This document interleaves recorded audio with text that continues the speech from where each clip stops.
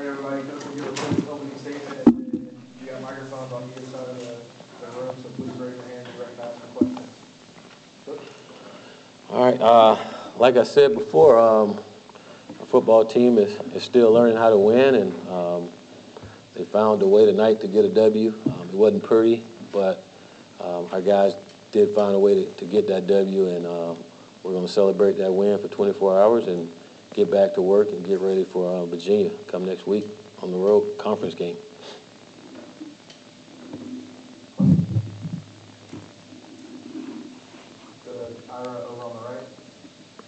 Willie, it seemed like some parts of the game followed a similar script to last week in terms of the offense starting off really hot and then kind of cooling off, and the defense kind of similarly. Any theories on the why? And it looked like you guys did different things defensively, but still kind of the similar results. Any theories on why? Yes, I can say when you turn the ball over, bad things happen. When you have 11 penalties, bad things happen. And I felt that was a big reason why we were in the situation we were. You know, we had too many penalties, too many selfish penalties, too many pre-snap penalties. You think about a couple touchdowns called back because of penalties, and then they scored on the takeaway. When you do those things, don't care who you're playing. When you play like that, then you're going to find yourself in ball games like that or find yourself losing them. I'm just glad our guys stayed together and found a way to get that win.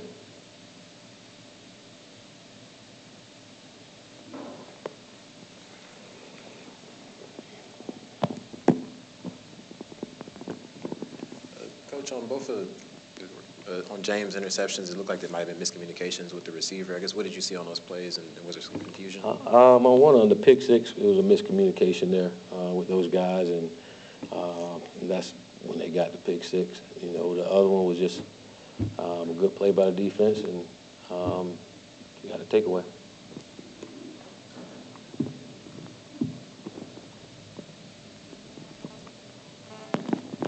Coach, obviously it was looking bleak for a while tonight. What did you say to your team as the game headed to overtime? Well, I told our football team to keep playing. Like we've been talking all week about finding a way to win a ball game, and told them to keep playing. This is an opportunity for us to take a next step with our program as we're trying to build and get it back to where we all want it to be. It was another opportunity to do that, you know, and told our guys to seize the moment. You know, don't be afraid of it. Go take care of business.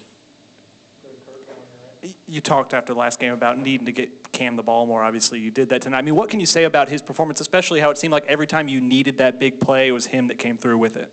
It was huge. It was good that Cam was able to run like that, and I think it just another example is getting some of your best guys the ball. They can do great things for you, and Cam he's a guy that's going to do everything it takes to help this football team win, no matter what. And I think that's what we saw out of his gutsy performance tonight. And we got to keep feeding him. I mean, he's a good back, and gave us some good results behind it. Coach, I don't know if you're aware, but there was an exchange tonight between some of the fans and at least two of your players on the field.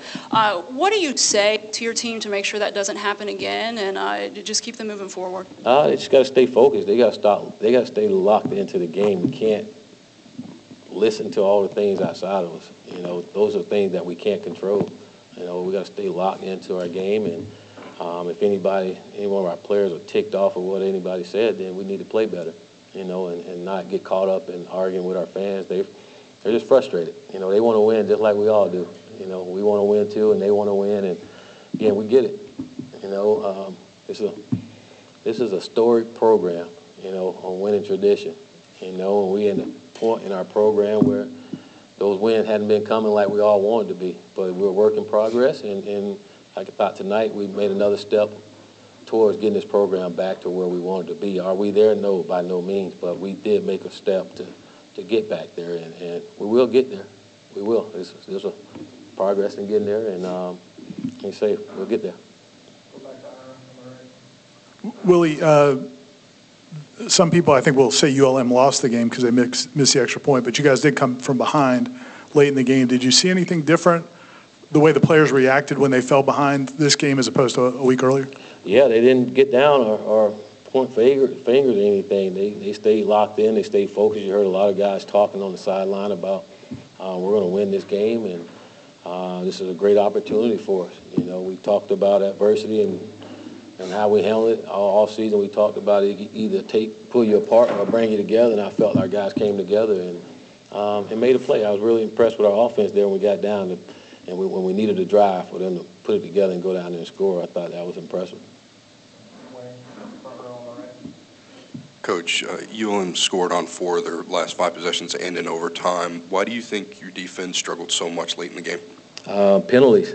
You know, I think on a few of those possessions where they went down and scored, we had some penalties. I think a couple personal fouls that allowed them to move the stick and go. But I think that hurt us more than anything was the penalty there at the end. A couple of times we were out of our gaps and they were able to get in there a little bit. But for the most part, I thought they were doing some good things, but those penalties really got our guys in some bad situations and allowed them to move the ball and continue to drive.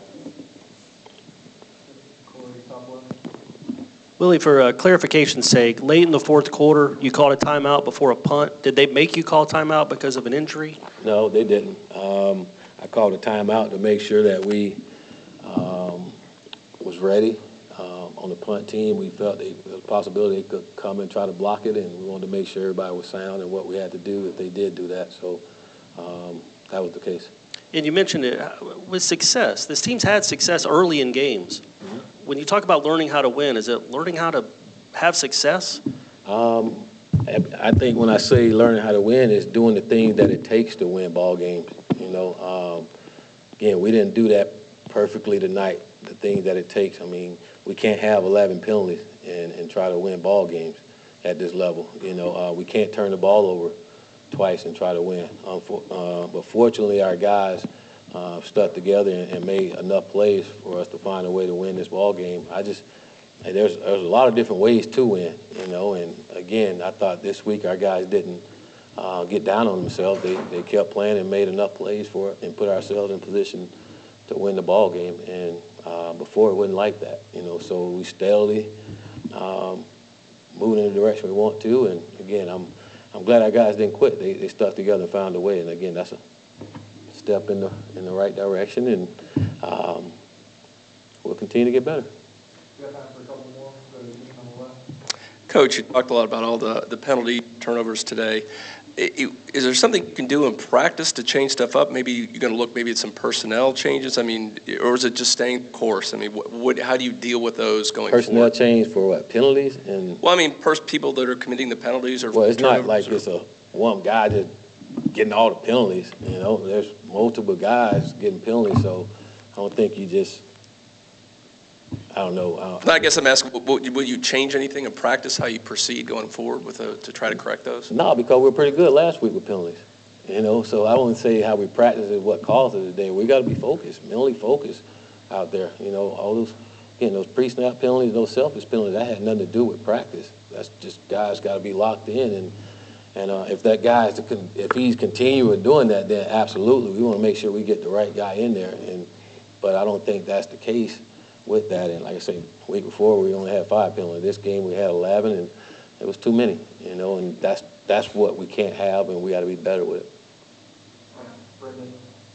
Willie, Juwan Williams left the game. I guess what's his status moving forward? Juwan left with an ankle sprain there in the first quarter, and I haven't talked to our training staff yet to see exactly how long he'll be out, but I guess it was good to see him at least walking with the boot without crutches.